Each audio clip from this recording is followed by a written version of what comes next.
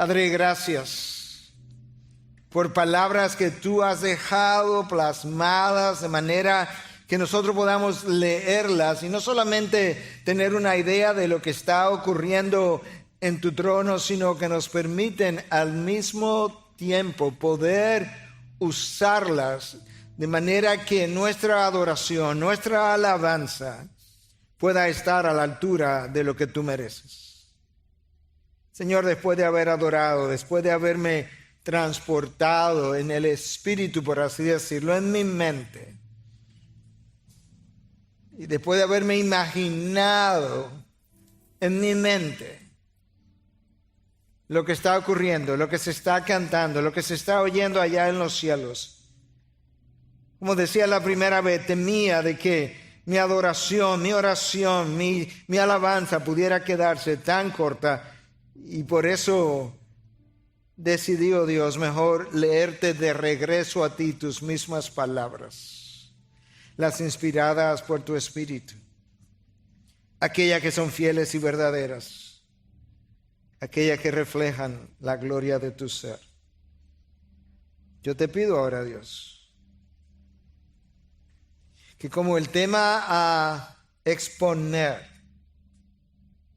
nos llama por un lado al gozo y por otro lado nos llama a la sobriedad. Que tú tome a tu siervo en tus manos y lo mantenga en esa cuerda floja al trillar por terreno santo, el terreno santo de tu palabra. Padre, yo te pido en el nombre de Cristo, para la gloria de su nombre, en el poder de tu Espíritu, que tú ayude al expositor a predicar con tu autoridad y no la suya, con tu poder y no en su debilidad, con tu discernimiento, con la agudeza que solamente tu Espíritu puede conceder. Escóndelo ahora, Dios, detrás de la cruz y debajo de tu palabra, para que solamente tú sea visto, exaltado y glorificado. Y todo su pueblo dice, amén, amén, amén. Bendiciones. Como anunciamos el domingo anterior, hoy nos proponemos concluir la serie Él es el Cristo que predicamos. Creo que dijimos también, y si no lo dijimos como que se pudiera intuir,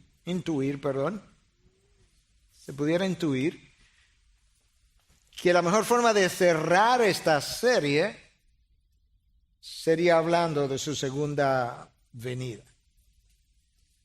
Yo no sé cuántos de ustedes están conscientes de que hay un número mucho mayor de profecías acerca de su segunda venida que acerca de su primera venida.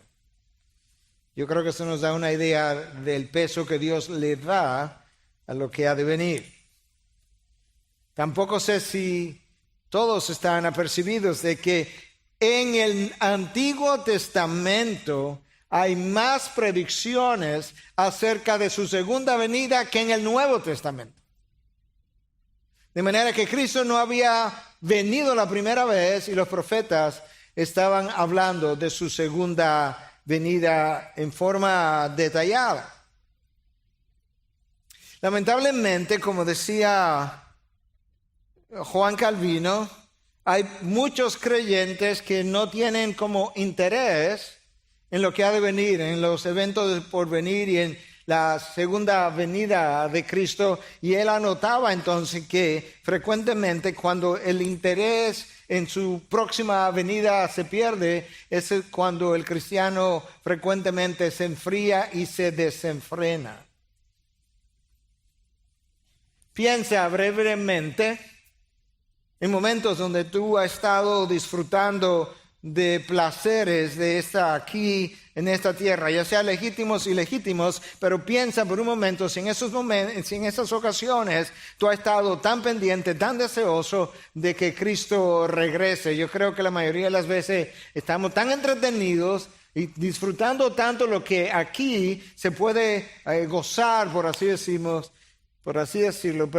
que deseamos como que Él retarde su regreso un poco más.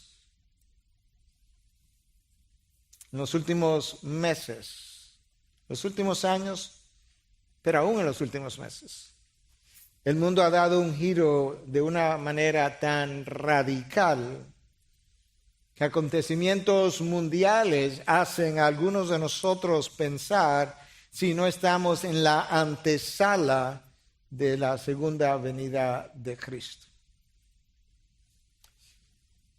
No hay duda de que la pandemia del COVID-19 ha hecho estragos.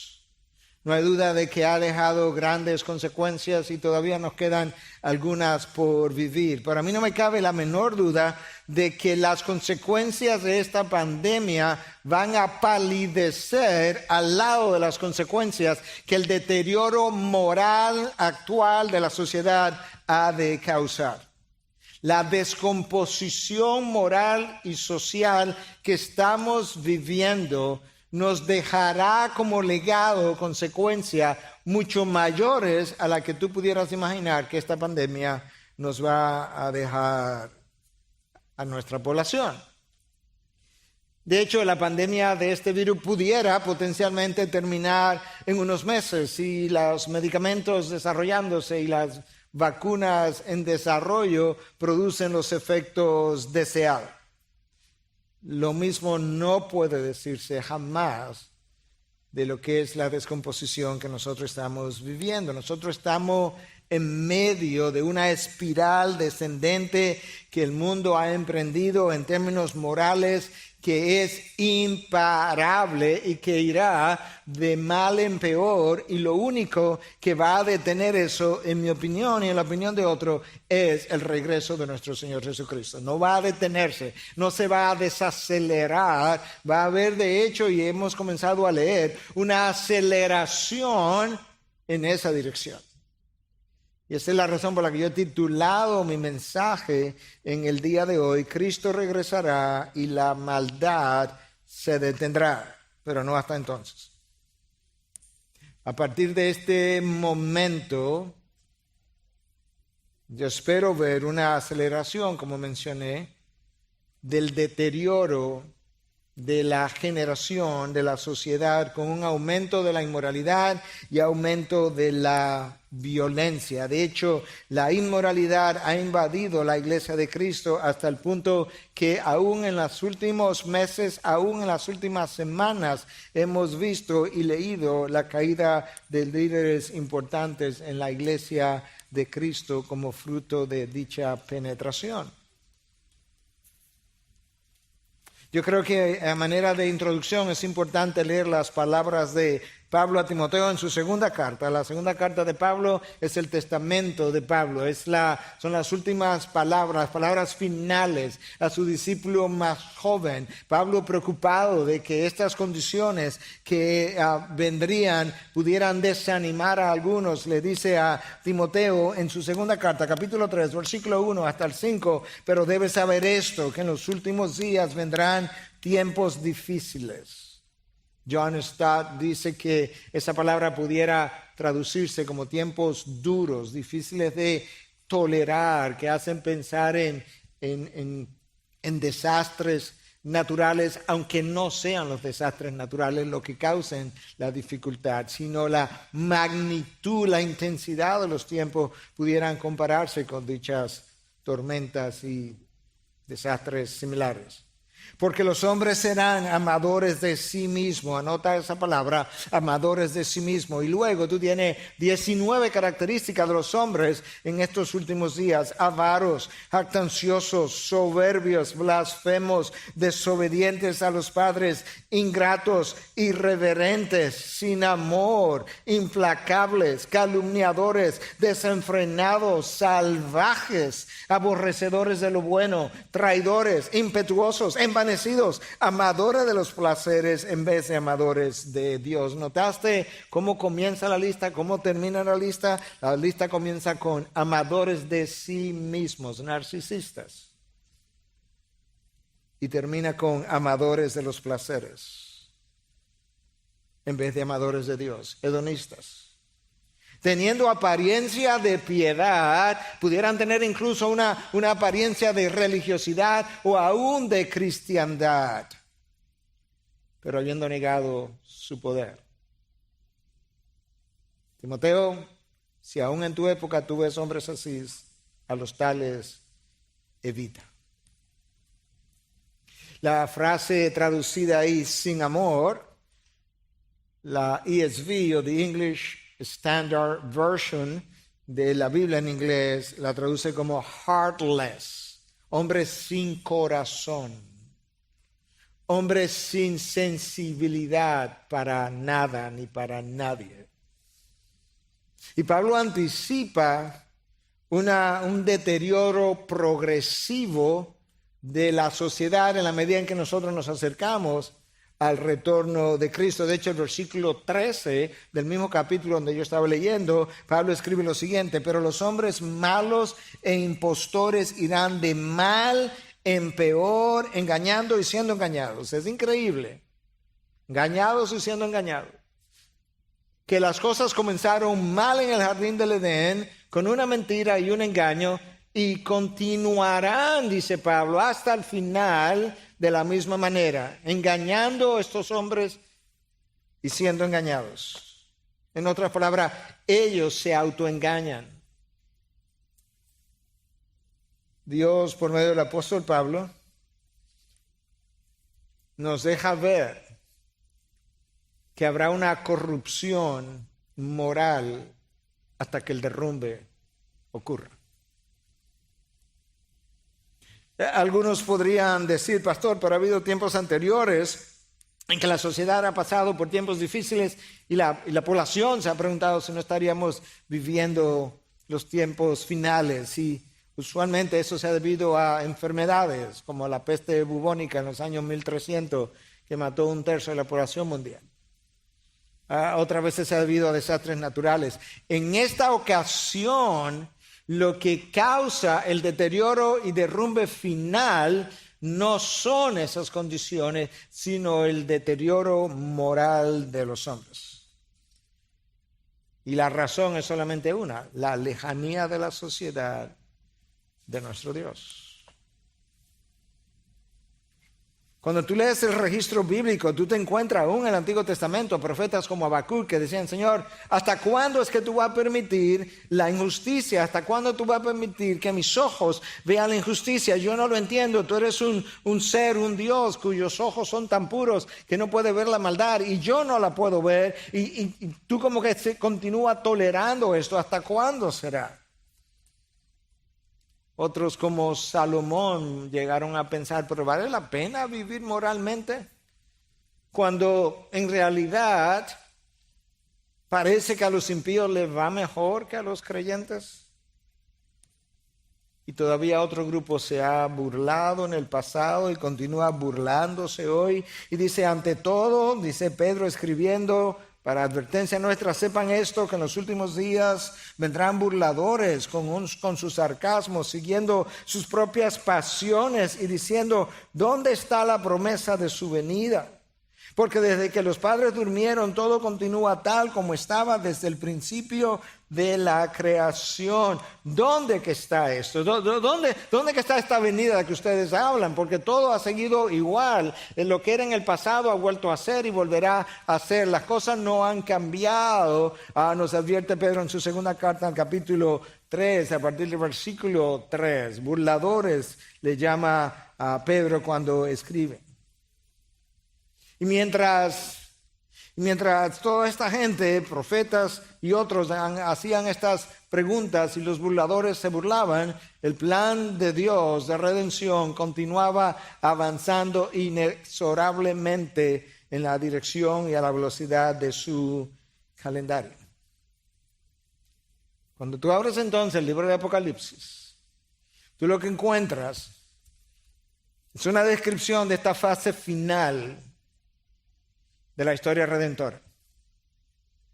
Lo que encuentras es una descripción simbólica, o mejor dicho, expresada a través de mucho simbolismo de lo que estaría ocurriendo o lo que está por venir. Apocalipsis tiene diferentes interpretaciones, eso lo sabemos, y no vamos a entrar en esos detalles ahora, no es el tiempo para eso. Pero de la manera como nosotros lo entendemos, el capítulo 18 de Apocalipsis representa el final del periodo de la gran tribulación, de la que habló Daniel en el capítulo 12 y de la que habló Cristo en los capítulos 24 y 25 del Evangelio de Mateo. Y es ahí donde comienza entonces lo que nosotros leímos. Después de esto oí una gran voz de una gran multitud en el cielo que decía, aleluya. La razón por la que el coro celestial ha comenzado a cantar alabanzas a nuestro Dios es porque la hora final ha llegado, la hora de su regreso llegó, la hora de poner fin a la maldad y la hora de las bodas del Cordero, como estuvimos leyendo. Y por eso tú vuelves a leer en el versículo 6, oí como la voz de una gran multitud, como el estruendo de muchas aguas y como el sonido de fuertes truenos que decía, aleluya, porque el Señor nuestro Dios Todopoderoso reina. Y el coro angelical continúa alabando a nuestro Dios. Es la hora del regreso de nuestro Redentor. La primera vez Él vino a servir, pero esta vez Él vino para ser servido. La primera vez Él vino a morir por el pecado, pero esta vez viene a juzgar a los pecadores. La primera vez Él no abrió su boca, esta vez será trueno su voz y el universo entero le escuchará. Y es ahí entonces donde yo quiero tomarlo, porque este es el texto del mensaje de hoy, de manera que pueden, decía yo, resetear el reloj, porque vamos a comenzar ahora a hacer el sermón. Versículo 11. Y vi el cielo abierto, y apareció un caballo blanco.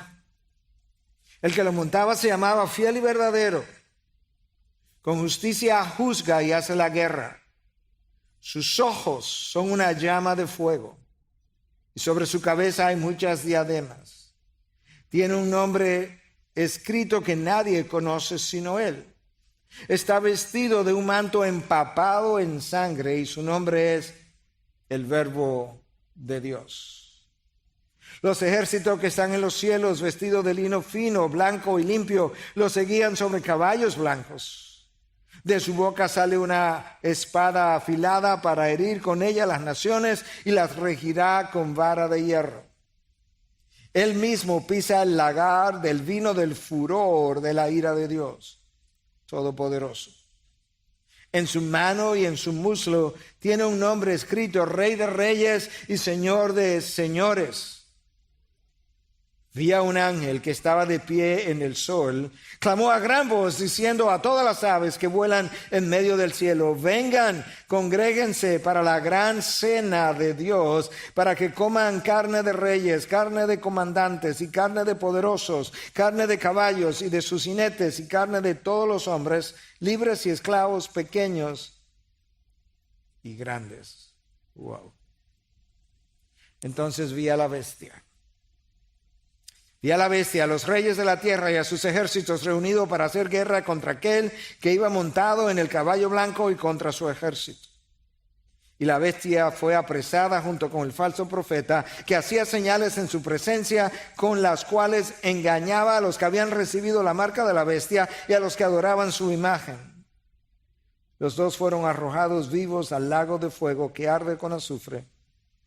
Los demás fueron muertos con la espada que salía de la boca de aquel que montaba a caballo, y todas las aves se saciaron de sus carnes. Wow. Es un texto con mucho simbolismo, pero para describir una realidad futura. Hay cosas claras, que hay un caballo, blanco y hay un jinete. Simbólico, porque sabemos que nuestro Redentor no necesita un caballo para regresar, pero es simbólico de quién Él es. Cuando Él vino como cordero, Él entró a Jerusalén montado en un pollino, en un asno. Esta vez Él viene montado en un caballo, típico de la realeza, típico de cómo los generales triunfantes de las guerras del pasado y especialmente de Roma, cómo llegaban y entraban a Roma y hacían su entrada triunfal en un caballo blanco. Y así es representado nuestro Dios. El caballo tiene un jinete. Y el jinete tiene un nombre, fiel y verdadero. Es Cristo. Ha sido fiel a su promesa. Él ha venido a cumplirla, está viniendo a cumplirla. Y es verdadero porque no se ha hallado en Él mentira ni engaño en ningún momento. Él ha hablado verdad. Él se identificó como el camino, la verdad y la vida. Él es el representante de la verdad de Dios, la verdad encarnada. Él vino a poner fin al padre de mentiras y a todo este mundo de mentiras que ha imperado desde el jardín del Edén hasta nuestros días. Si el mentiroso nos entró en este embrollo en el que nos encontramos hoy en el jardín del Edén, el verdadero de Dios, el fiel y verdadero, nos sacará del atolladero.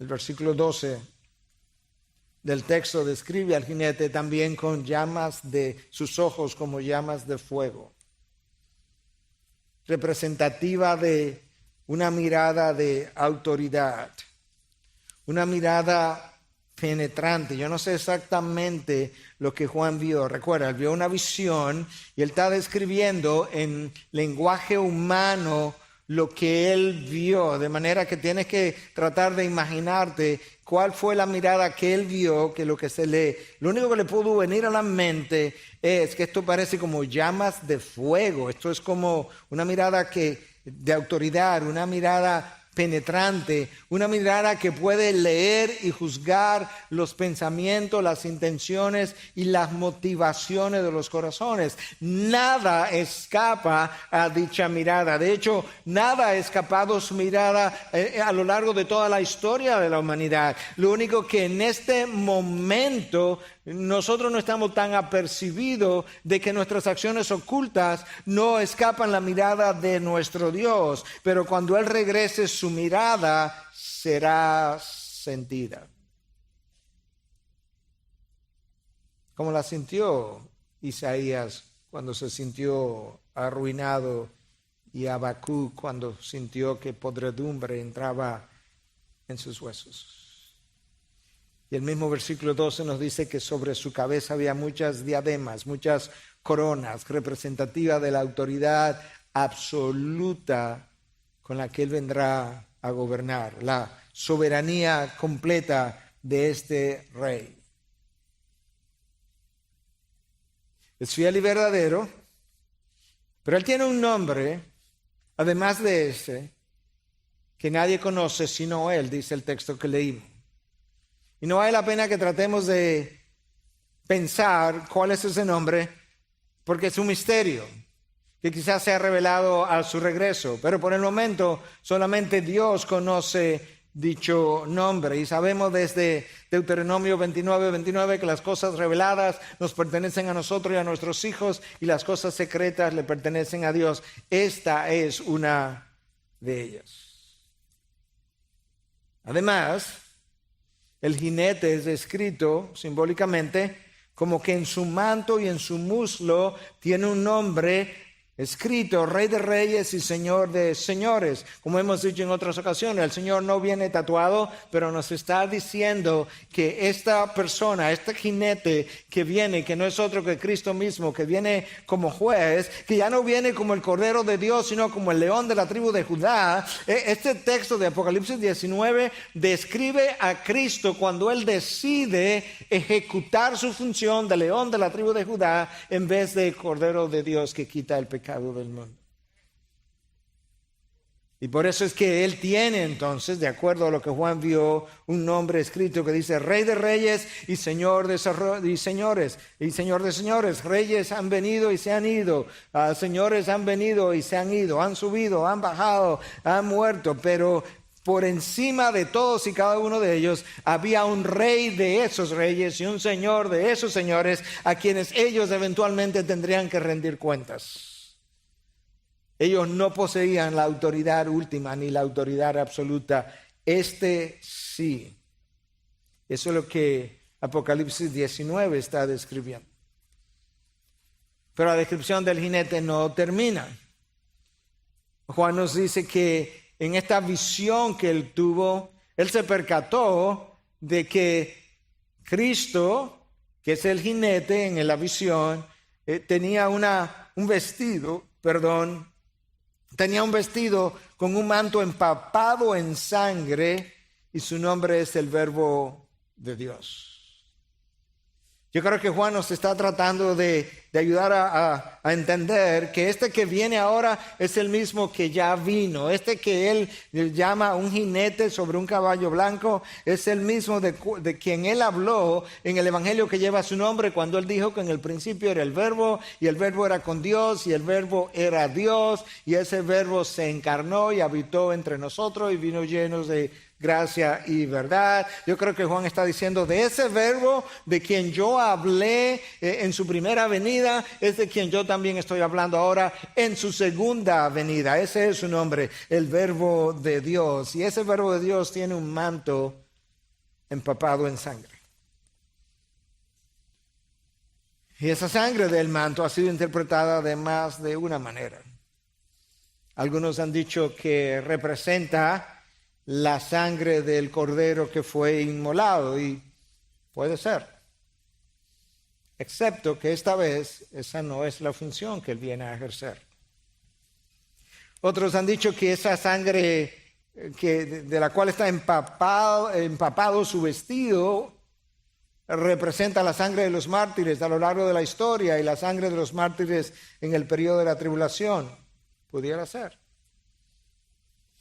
Pero en realidad yo creo que esa sangre del manto es más consistente con algo ya profetizado en el Antiguo Testamento por el profeta Isaías acerca de este juicio final. Recuerda que el Antiguo Testamento tiene más profecías acerca de la segunda venida que el Nuevo Testamento, y el profeta Isaías, viendo el fin de los tiempos y viendo el juicio final, escribió 700 años antes de Cristo venir lo siguiente en 63:3 acerca de Dios.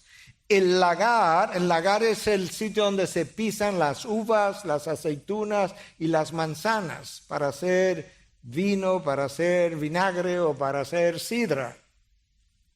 El lagar lo he pisado yo solo, de los pueblos ningún hombre estaba conmigo. Escucha, los pisé en mi ira y los aplasté en mi furor. Escucha ahora, su sangre salpicó mis vestiduras y manché todo mi ropaje.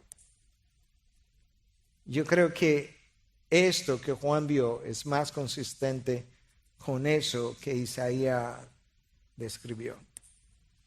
Y es consistente con lo que el texto sigue describiendo. Escucha lo que dice el versículo 15. De su boca sale una espada afilada para herir con ella las naciones y las regirá con vara de hierro. Él mismo pisa el lagar, ahí está la palabra otra vez, del vino, del furor, de la ira de Dios Todopoderoso.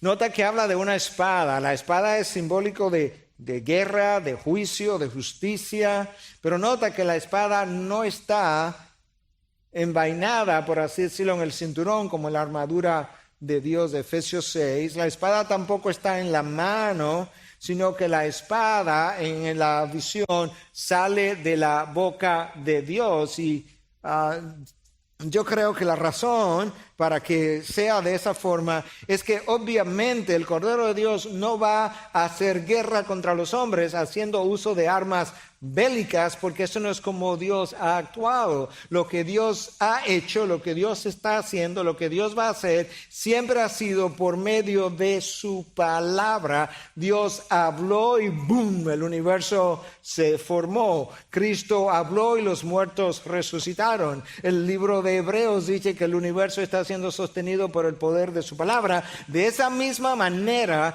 a la hora de pasar juicio y quitarle la vida a los hombres, Dios lo hará por medio de su palabra otra vez, y la Biblia apoya lo que yo acabo de decir. Escucha este par de textos de un número de textos que yo economicé por razón de tiempo.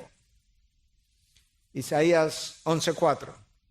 Herirá la tierra con la vara de su boca y con el soplo de sus labios matará al impío. ¿Recuerda cómo Dios le dio vida a Adán? Con el soplo de su boca. De esa misma manera, con el soplo de su boca, matará al impío, dice Isaías 11:4. El apóstol Pablo describe para los tesalonicenses la segunda venida del Señor, y en el capítulo 2, hablándolo del anticristo y de las señales prodigiosas que le acompañarán, dice en 2:8, entonces será revelado ese impío, el anticristo, a quien el Señor matará con el espíritu de su boca y destruirá con el resplandor de su venida. Dos cosas tendrán poder a la hora de deshacerse del anticristo: lo que su boca hable y el simple resplandor de su venida. Wow. El Señor habla y las cosas suceden. Sea de ahí el simbolismo de la espada que sale de su boca. La segunda parte del versículo 15 habla de que Él regirá las naciones con barra de hierro. Entendemos que eso es durante el tiempo del reino milenial, del cual no tenemos tiempo para hablar ahora. Ahora, el versículo habla de que el Señor pisará el lagar con el furor de la ira de Dios Todopoderoso. Nota esa combinación de palabras. No simplemente habla de la ira de Dios, que ya debiera ser lo suficientemente como intimidante, sino que habla del furor de la ira. Y no solamente habla del furor de la ira, sino que habla del furor de la ira de Dios. Pero no solamente habla del furor y de la ira y de Dios, sino como para que nos quede claro de la penetración o del impacto que pudiera tener tal juicio. Escucha cómo lo dice: el furor de la ira de Dios Todopoderoso.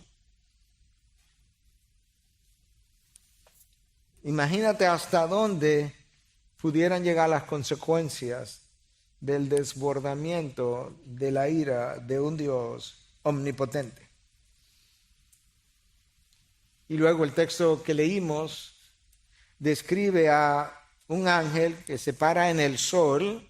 Eso está menos claro, pero quizás implique el hecho de que ese ángel quizás se paró medio a medio a la luz del sol, al reflejo de ese sol, a donde el sol se podía ver, como algunos han pensado, y que como él estaba reflejando la gloria de Dios, aún viendo el sol en la expansión de los cielos, quizás este ángel todavía era mucho más resplandeciente que dicha luz, y ese es el ángel que está hablando. Y ese ángel hace una invitación a una cena. Normalmente las invitaciones a cenas o comidas son agradables, pero esta no. Apocalipsis 19 tiene dos invitaciones a dos cenas distintas. La primera yo la leí al principio, antes de comenzar a predicar incluso, final de la adoración. Y en los versículos 7 al 9 se describe la cena del Cordero, de las bodas del Cordero. Y hay unos invitados ahí. Aquellos que han sido redimidos por la sangre del Cordero. Formamos parte de esa invitación. Pero ahora, en el versículo 17, hay otra invitación a otra cena con otro nombre que se llama la Gran Cena de Dios. Escucha quiénes son los invitados. Versículo 17. Vi a un ángel que estaba de pie en el sol, clamó a gran voz diciendo a todas las aves que vuelan en medio del cielo, vengan, congréguense para la gran cena de Dios, para que coman carne de reyes, carne de comandantes, carne de poderosos, carne de caballos y de sus jinetes, carne de todos los hombres, libres y esclavos, pequeños y grandes. Wow. Los invitados son aves de rapiña. Y nota que no hay estrato social que vaya a ser pasado por alto.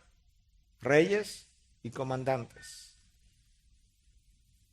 Libres y esclavos. Pequeños y grandes. Estos reyes de la tierra se han reunido para hacer guerra contra Dios.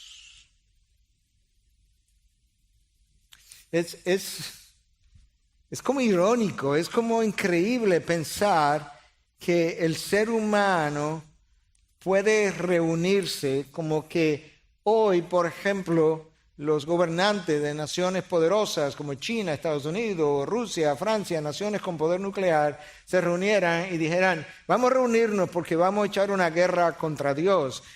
Es como impensable tal cosa. Sin embargo, no es así como ocurre. Cuando Faraón y los egipcios perseguían a los israelitas en el desierto, ellos no pensaban que hacían guerra contra Dios. Cuando los 450 profetas de Baal luchaban contra Elías, ellos no pensaban que esta lucha era contra Dios. Cuando los judíos y los romanos y Pilatos y Herodes se pusieron de acuerdo para clavar al Señor Jesucristo, ellos no pensaban que estaban clavando a Dios y que estaban contra Dios. Pero en todos y cada uno de esos casos, la lucha es contra Dios, literalmente hablando. Y si quiere algún texto para apoyar eso que yo acabo de decir, cuando Pablo estaba persiguiendo a la iglesia, Pablo no creía que estaba persiguiendo a Dios. Sin embargo, cuando Cristo lo intercepta camino a Damasco, Cristo le dice, Saulo, Saulo, ¿por qué persigue a mi iglesia? No, ¿por qué me persigues a mí? Cuando persigues mi iglesia, me persigues a mí, porque la iglesia es simplemente el cuerpo del cual yo soy la cabeza, y la cabeza y el cuerpo nunca están separados. De manera que esta lucha o esta guerra de la cual el libro de Apocalipsis habla, va a ser entre hombres.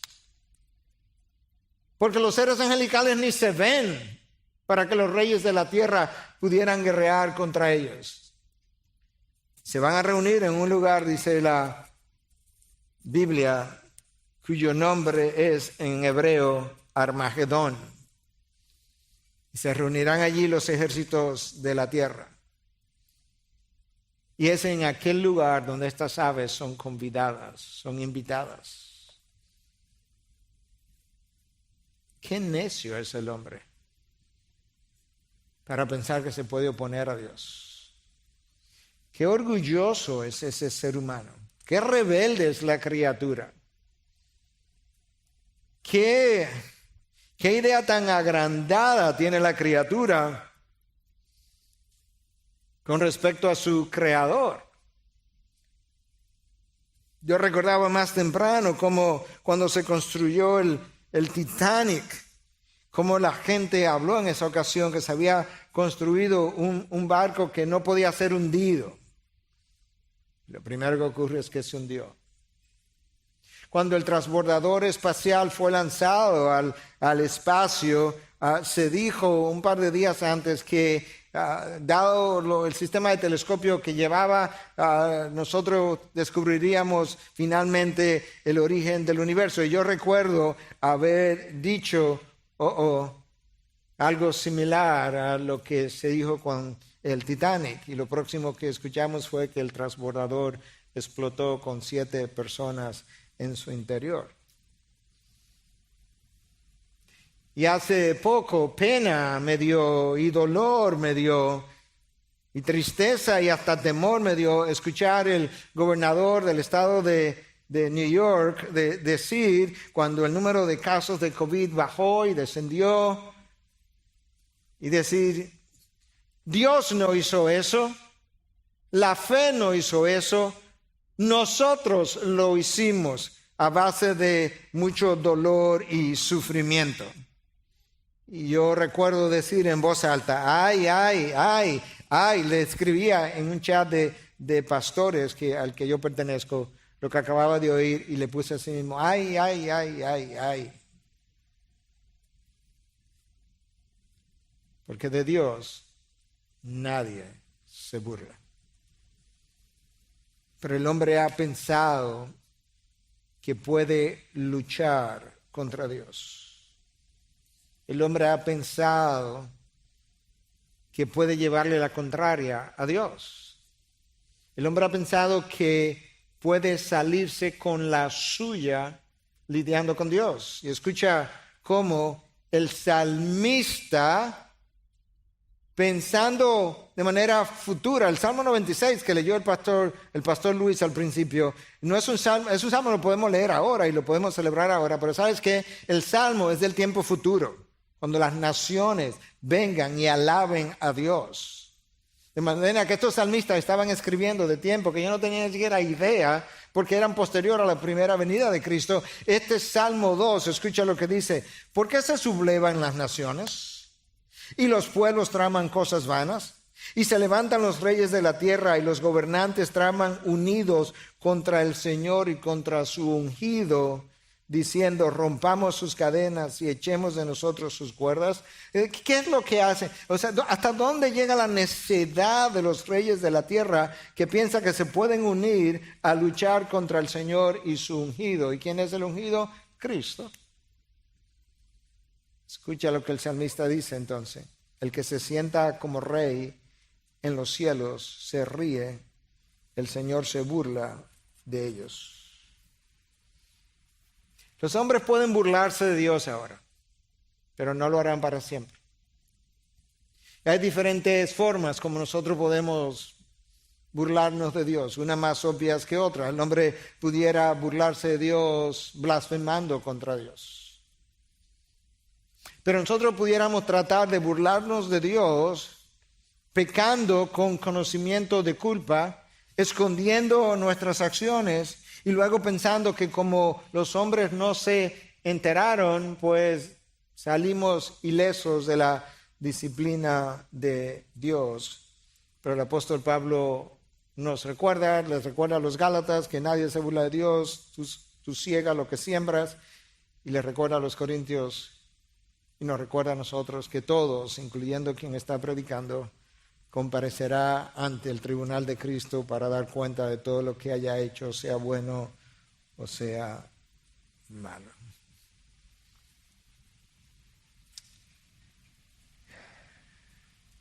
Antes de llegar al final del capítulo 19, que es con el capítulo que estamos lidiando, tengo que devolverme en Apocalipsis un poco y contarte algo de lo que ya había sido descrito en el capítulo 16.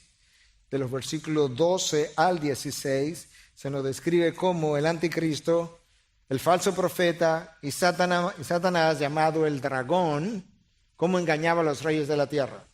De manera que esta tríada, esta es la tríada satánica.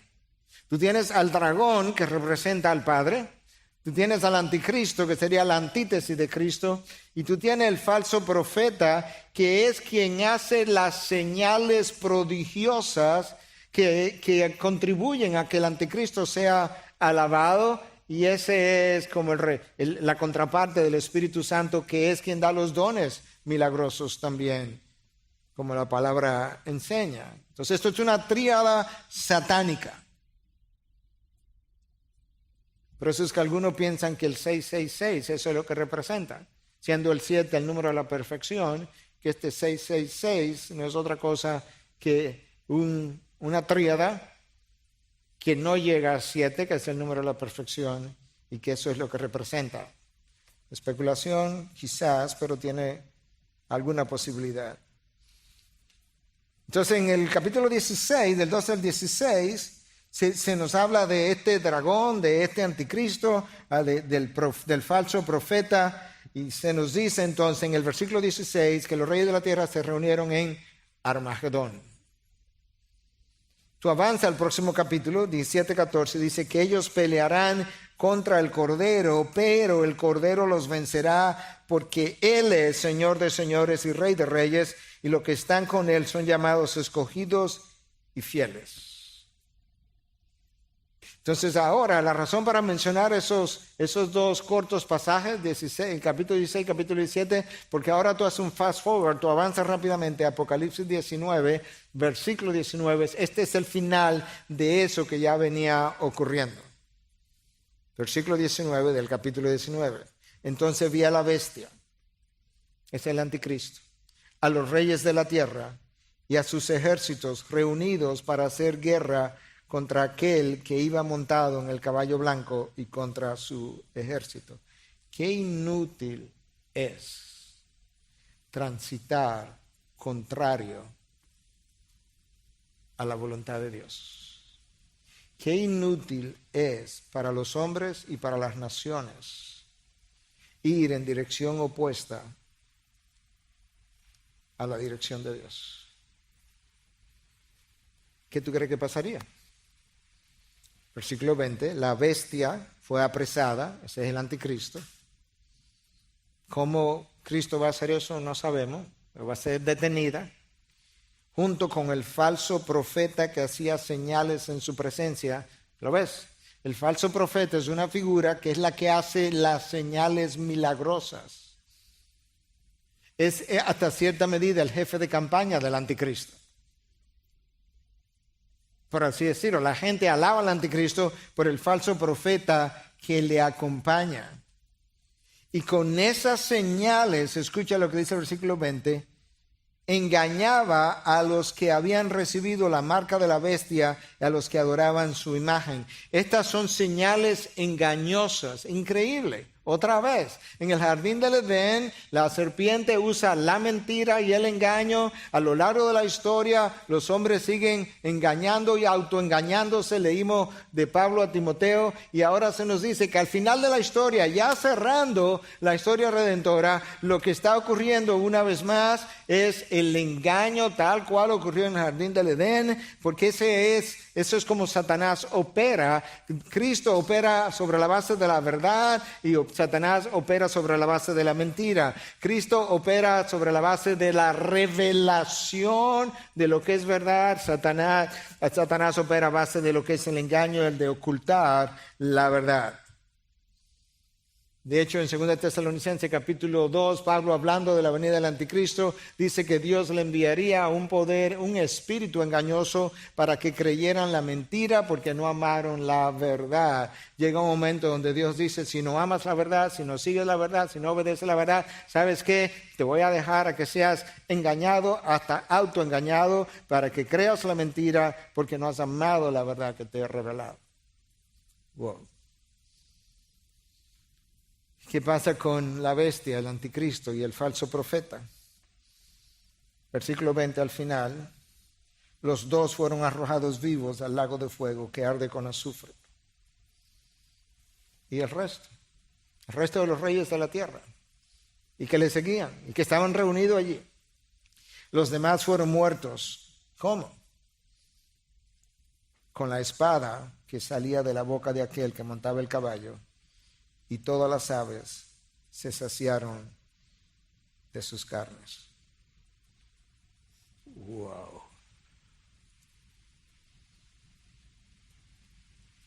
La espada que salía de su boca no es otra cosa que su propia palabra.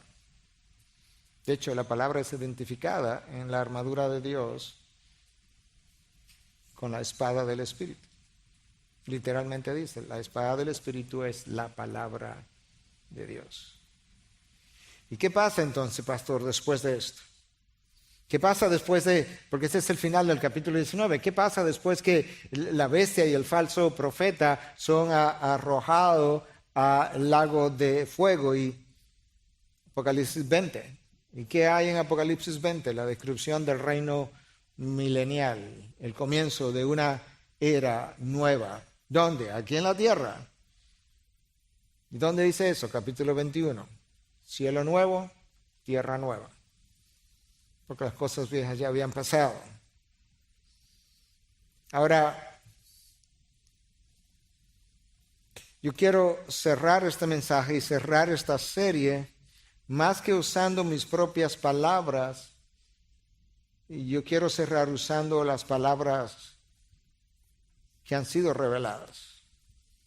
Yo estaba consciente desde el principio, de hecho, el domingo pasado en la tarde, habiendo predicado el mensaje anterior, le decía a Katy, mi esposa, tengo un reto ya para el próximo domingo, que es el cierre, y el cierre tiene que ver con todo esto que hemos estado hablando y la venida del Señor. Y parte del reto es que, como tú hablas de cosas futuras, cuidándote de no hacer tus propias interpretaciones y de no pecar diciendo cosas que los textos no dicen.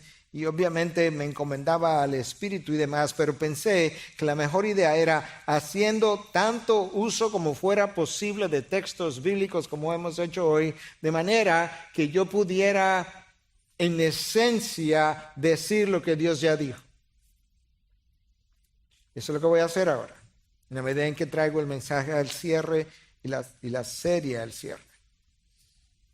En el capítulo 22, el último capítulo de la Biblia, el cierre ya final para ya despedirnos, por así decirlo, de la revelación de Dios. Comenzando en el versículo 6. Escucha lo que dice. Y me dijo, estas palabras son fieles y verdaderas. Estas palabras representan el carácter de aquel que es fiel y verdadero, que viene montado en el caballo blanco. Las palabras también son fieles y verdaderas. El Señor, el Dios de los espíritus de los profetas. ¿Te acuerdas cuando los profetas decían, y el Espíritu del Señor vino sobre mí? Bueno, ahora al cierre, el texto nos dice, el Señor, el Dios de los espíritus de los profetas, el Dios que inspiró a los profetas para hablar de cosas futuras, envió a su ángel, de manera que lo que está ocurriendo ahora es algo que el ángel está revelando. Envió a su ángel para mostrar a sus siervos las cosas que han de suceder enseguida. Por tanto, yo vengo pronto. Bienaventurado el que guarda las palabras de la profecía de este libro. Yo, Juan, soy el que oyó y vio estas cosas. O sea, Juan está diciendo, quien te está escribiendo, esto no me lo contaron. Yo lo vi. Yo escuché. Y yo escribí.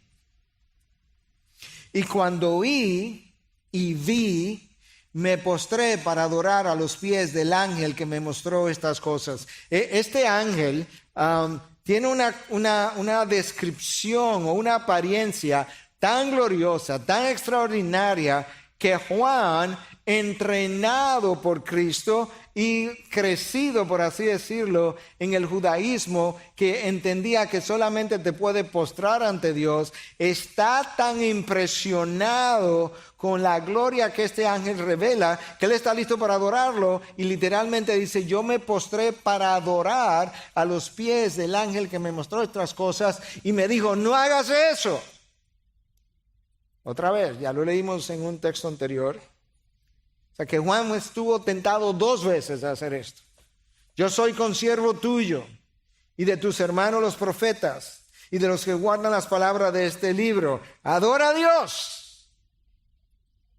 Juan, yo soy, quizás yo te luzca impresionante, quizás yo reflejo una gloria que tú nunca has visto, pero escucha, Juan, escucha algo. Yo soy simplemente una criatura, al igual que tú eres una criatura, a quien tienes que adorar es al Creador que vive por los siglos de los siglos. Él es el digno de adoración, no yo, Juan. Párate, Juan, párate junto conmigo.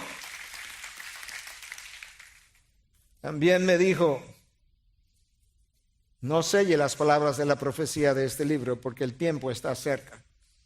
2000 años, pastor, cerca. Para un ser que vive en la eternidad, claro que es corto tiempo. Pero si estaba cerca para Juan, está mucho más cerca para nosotros. Y en el interín, ¿qué haces tú? ¿Qué hago yo en el interín? En medio de esta espiral de inmoralidad descendiente en el que nosotros nos encontramos y que entendemos no va a parar. De hecho, si hablas inglés, te recomiendo un libro del doctor Albert Mohler, The Gathering Storm, la tormenta que se está formando. Porque esa es la palabra, es una tormenta. ¿Qué hacemos? Escucha lo que el consejo del ángel es. Que el injusto siga haciendo injusticias. Que el impuro siga siendo impuro. Sí, pero, pastor, yo no soy de esos. Y entonces, ¿qué de mí? Ahora te va a decir. Que el justo siga practicando la justicia. Y escucha ahora. Y que el que es santo siga guardándose santo. En la espera, los impíos continuarán siendo impíos. Y los injustos continuarán practicando la injusticia. Lo que el santo no se puede dar el lujo de hacer es de él comportarse impíamente y cometer actos de inmoralidad. El santo que siga guardándose santo. Por tanto, yo vengo pronto y mi recompensa está conmigo para recompensar a cada uno según su obra. Cristo está diciendo, no solamente yo vengo acompañado de mis ejércitos celestiales, pero ¿sabes qué? Por así decirlo, yo vengo con las manos llenas a recompensar a cada uno según su obra. De manera que ponte a la espera porque yo estoy a punto de regresar y traigo tu recompensa conmigo y reinarás conmigo por los siglos de los siglos. Si tú fueras pentecostal, hubiese brincado de tu silla ahora mismo. Pero somos más rescatados. Y no nos gusta subir la voz. Pero cuando tú lees lo que pasa en el cielo, todo es a gran voz, y oyen a gran voz. Yo soy el alfa y la omega, el primero y el último, el principio y el fin. Yo soy el alfabeto griego entero, desde el alfa hasta la omega. ¿Tú entiendes lo que implica eso? Yo soy todo en todo. Todo comienza en mí y termina en mí. Todo comenzó conmigo y terminará conmigo. En mí ustedes viven, se mueven y existen. Versículo 14, bienaventurados, benditos, macarios, contentos, los que lavan sus vestiduras para tener derecho al árbol de la vida y para entrar por las puertas de la ciudad o por las puertas a la ciudad. Ahora, escucha este versículo y escucha la frase final de este versículo. Yo he leído Apocalipsis no sé cuántas veces. Me atrae su lectura porque es confusa y es como difícil de descifrar. Afuera de esta ciudad están los perros, no las mascotas, los perros, gente que merece ser llamada de esa forma, los hechiceros, los inmorales, los asesinos, los idólatras. Y esta es la frase que me llama la atención. Y todo el que ama y practica la mentira. Wow. La práctica de la mentira es equiparada con los inmorales, los hechiceros, los asesinos, los perros, los idólatras. ¿Por qué? Es que hay dos ejércitos nada más.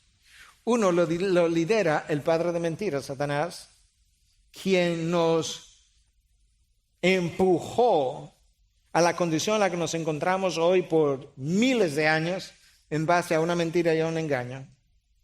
Y el otro ejército lo lidera aquel que es identificado como el camino, la verdad y como fiel y verdadero. No hay otro ejército. El que no está con uno está contra el otro. Versículo 16. Yo, Jesús, he enviado a mi ángel.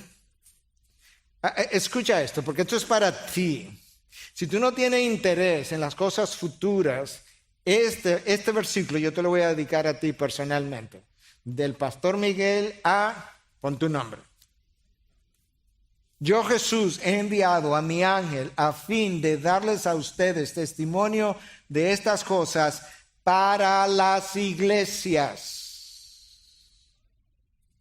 No para los profetas, no para los pastores, no para los evangelistas, no, para los miembros de las iglesias.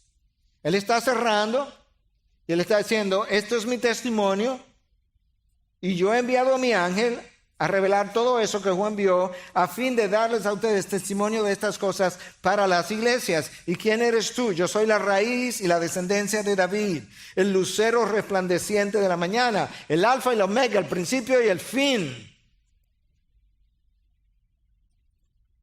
El espíritu y la esposa dicen, ven. Y el que oye que diga, ven. Y el que oye y que diga, ven. Come on. Y el que oye y que diga, ven. Y el que tiene sed, venga. Y el que desee que tome gratuitamente del agua de la vida. Si no quieres que venga, no diga ven. Pero si quiere que Cristo venga, Cristo dice, si el que oye diga, ven. Hermanos, hay un mundo a la deriva, no hay duda de eso, hay un mundo a la deriva. En una espiral descendente a una velocidad impresionante. Los hombres lucen desenfrenados. La violencia está al orden del día. La injusticia impera. El narcisismo es la cultura de cada sociedad. El hedonismo de hoy es insaciable, pero llegará el día en que Cristo vendrá y la maldad se detendrá. Y finalmente, entonces, los pobres en espíritu heredarán el reino de los cielos. Los que lloran serán consolados. Los humildes heredarán la tierra. Los que tienen hambre y sed de justicia serán saciados.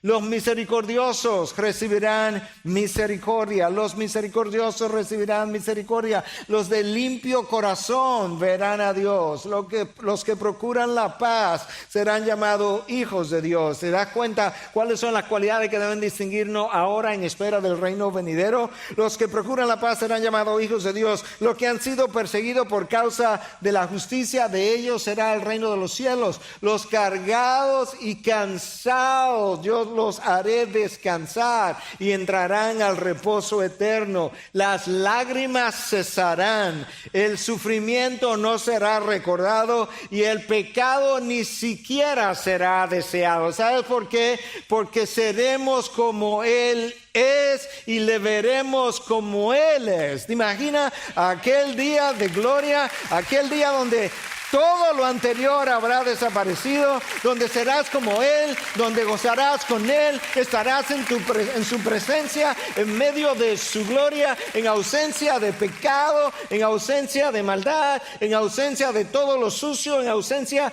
de todo lo corrupto, en ausencia de todo aquello que formó incluso parte de tu vida, de tu mente, de tu corazón. Ya no será más. En la ciudad, en la nueva Jerusalén,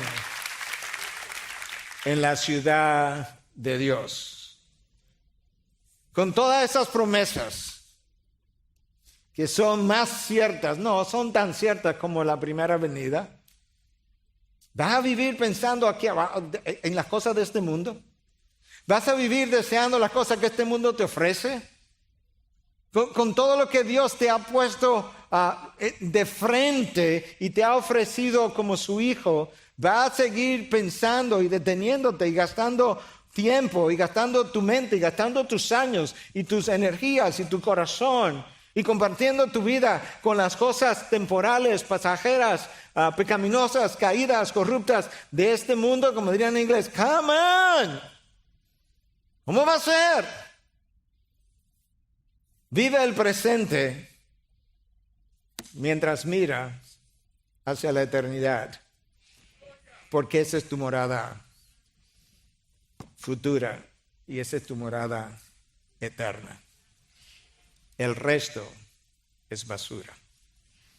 Padre, gracias que tú viniste de tu gloria para sacarnos de la vergüenza y llevarnos de regreso a la gloria del Padre. Gracias, Jesús. Gracias por tu cruz. Gracias por tu sangre. Gracias por tu sacrificio. Gracias por tu sustitución, lo que hiciste en la cruz por mí. Gracias por tu resurrección. Gracias por sufrir los clavos. Gracias por beber la copa que yo no podía beber. Gracias por mostrar cómo yo debo lucir. Gracias por decirlo, enseñarlo, vivirlo. Gracias porque te propusiste en la eternidad pasada, junto con el Padre y el Espíritu, conformarme a la imagen tuya, Jesús, a la imagen del Hijo. Y dijiste que todas las cosas que a mí me pudieran ocurrir cooperarían para formar dicha imagen. Y cuando dicha imagen fue manchada por el pecado, tú te ofreciste voluntariamente para venir a quitar la mancha, a redimir la imagen, para que yo volviera a recobrarla, pudiera volver a ser entonces como tú, para poder vivir y habitar contigo por la eternidad. Gracias por tu promesa de que volverás. Señor, lo creemos, lo anhelamos, lo proclamamos, lo cantamos. Tú volverás. Tú volverás. Y hasta entonces tu pueblo te espera y nosotros te decimos, ven, Señor Jesús, para tu gloria. En tu nombre, amén y amén.